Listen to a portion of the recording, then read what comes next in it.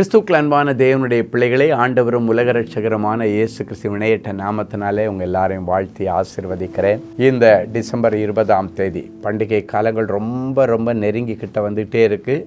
இந்த 20 மங்கள வார்த்தை நிகழ்ச்சி மூலமாக உங்களை நேரடியாக சந்திக்கிறது ரொம்ப சந்தோஷம்.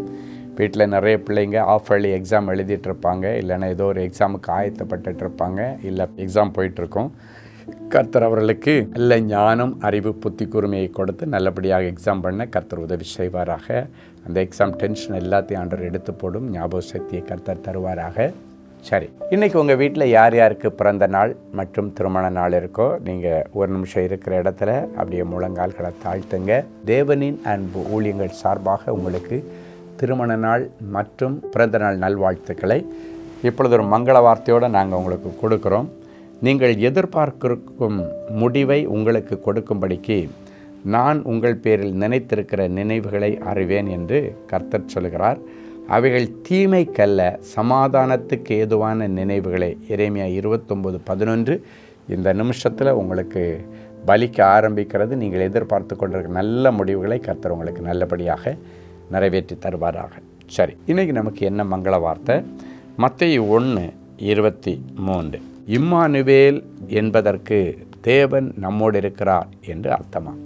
இயேசு கிறிஸ்து பிறப்பதற்கு பல வருஷங்களுக்கு முன்பாக தீர்க்கதரிசிகளால் சொல்லப்பட்ட காரியம், ஒரு கன்னிகை கர்ப்பவதியாகி ஒரு குமாரனை பெறுவாள், அவருக்கு இம்மானுவேல் என்று பெயரிடுவார்கள் என்று சொன்ன தீர்க்க தரிசன வார்த்தையில் இம்மானுவேல்னு அவருக்கு பெயரிடுவாங்க அப்படின்னு சொல்லப்பட்டிருக்கு. அப்படின்னா நமக்காக பிறந்த இயேசுவுக்கு தேவன் நம்மோடு என்கிற பெயர் தான் கொடுக்கப்படுறார். அப்படின்னா தேவன் மனிதனோடு இணைகிறது தான் கிறிஸ்மஸ்.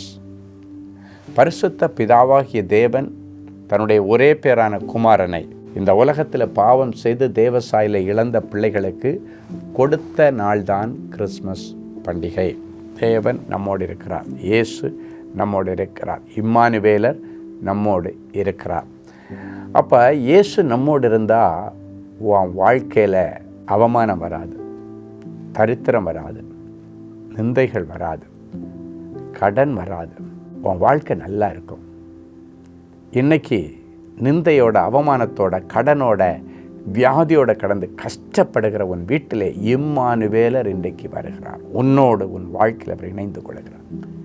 வேதத்தில் ஒரு வசனம் இருக்கிறது, தாவீது நாளுக்கு நாள் விருத்தி அடைந்தான், சேனைகளின் கர்த்தர் அவனோடு இருந்தார். கர்த்தர் நம்மோடு, தேவன் நம்மோடு. அப்போ அவனுடைய நாளுக்கு நாள் விருத்திக்கு காரணம் என்ன தெரியுமா? தேவன் அவனோடு இருந்தார். இதுதான் இன்னைக்கு மங்கள வார்த்தை, இம்மானுவேல், தேவன் நம்மோடு. அப்போ அவர் இன்னைக்கு உங்கள் வாழ்க்கையில் வந்து நாளுக்கு நாள் விருத்தி, முன்னேற்றத்தை கொடுப்பார். குழந்தை இல்லாத பிள்ளைகளுடைய வாழ்க்கையில் அவர் வந்து நல்ல பிள்ளை பாக்கியத்தை கொடுப்பார். உன்னுடைய தொழிலில் பயங்கரமான நல்ல காரியங்கள் எல்லாம் ஆச்சரியமாக நடக்க போகுது. வியாபாரத்தில், வேலை ஸ்தலத்தில், ஊழியத்தில் நீ நினச்சி பார்க்காத காரியங்கள் எல்லாம் நடக்க போகுது. ஏன் தெரியுமா? இயேசுவனோட இணைந்து விட்டார். அவர் இணைஞ்சிட்டார்னா வெற்றி, வெற்றி மேல் வெற்றி. சரி, ஒரு நல்ல சாட்சியை கேட்கலாம். Brother Ravichandran from Coimbatore. என்னுடைய வீட்டில் ஒருவர் 13 வருடங்களாக குடியிருந்தார். வீடு இடிந்து விடும் நிலைமையில் இருந்தது. நான் வீட்டை காலி செய்ய சொன்னேன். அவர் அதை மறுத்துவிட்டு வீட்டை எனக்கு கொடுங்கள், நான் வாங்கி கொள்ளுகிறேன் என்று கேட்டு தொல்லை கொடுத்தார்.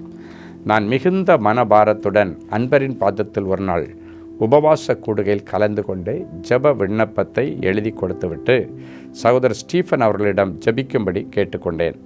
சகோதரர் அவர்கள் மிகவும் பாரப்பட்டு ஜெபித்தார். ஜெபித்துவிட்டு வெளியே வரும்போது என்னுடைய வீட்டில் குடியிருந்த நபரிடமிருந்து தொலைபேசி அழைப்பு வந்தது. எந்த மனுஷன் வீட்டை காலி பண்ண மாட்டேன்னு சொன்னாரோ அவரிடத்திலிருந்து ஒரு தொலைபேசி அழைப்பு வந்தது. அவராகவே முன் வந்து வீட்டை காலி செய்து விடுகிறேன் என்று சொன்னார். அது எனக்கு மிகவும் ஆச்சரியமாக இருந்தது. அவர் சொன்னபடியே வீட்டை காலி செய்து விட்டார். எப்படி இது நடந்து தெரியுமா? அன்பரின் பாதத்தில் ஆண்டவரை தேடி வரும் பொழுது அந்த இம்மானுவேலர் அவருக்கு கொடுத்த மங்கள வார்த்தை.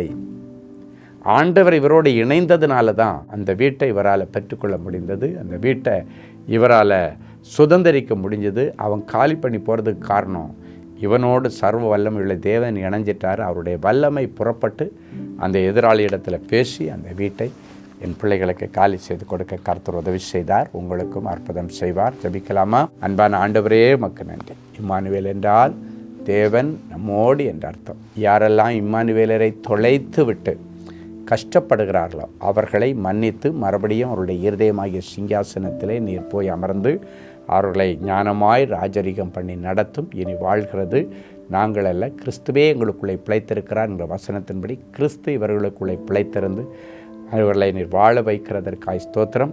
நீங்கள் எங்கள் வீட்டுக்குள்ளே வந்துட்டாங்கன்னா இருள் விலகினதற்காய் ஸ்தோத்திரம். எங்களுக்கு விரோதமாய் உருவாக்கப்பட்ட ஆயுதங்களை கேன்சல் பண்ணினதற்காய் ஸ்தோத்திரம். குடும்பத்தில் உள்ள தரித்திரத்தை நீர் அப்புறப்படுத்தி ஐஸ்வர்யங்களை கொண்டு வந்ததற்காக உமக்கு நன்றி செலுத்துகிறோம். நீர் எங்கள் வீட்டுக்கு வந்திருக்கிறபடியினாலே, எங்கள் வாழ்க்கையில் நீர் பிறந்திருக்கிறபடியினாலே எங்கள் சரீரத்தில் இருக்க எல்லா வியாதிகளையும் மாற்றி அற்புதம் செய்ததற்காய் ஸ்தோத்திரம். இயேசுவின் மூலம் ஆமென். அன்பு தேவனுடைய பிள்ளைகளே, இந்நிகழ்ச்சியின் மூலம் நீங்கள் பெற்றுக்கொண்ட ஆசீர்வாதங்களையும் உங்கள் ஜெப விண்ணப்பங்களையும் அனுப்ப வேண்டிய முகவரி: தேவனின் அன்பு ஊழியங்கள், Vinayak avenue, OMR road, Okkiyam, Thoraipakkam, Chennai 600097. மேலும் 24 மணி நேர ஜெப உதவிக்கு 044-2454-7-999 மற்றும் 9941150999 என்ற எண்களுக்கு தொடர்பு கொள்ளுங்கள்.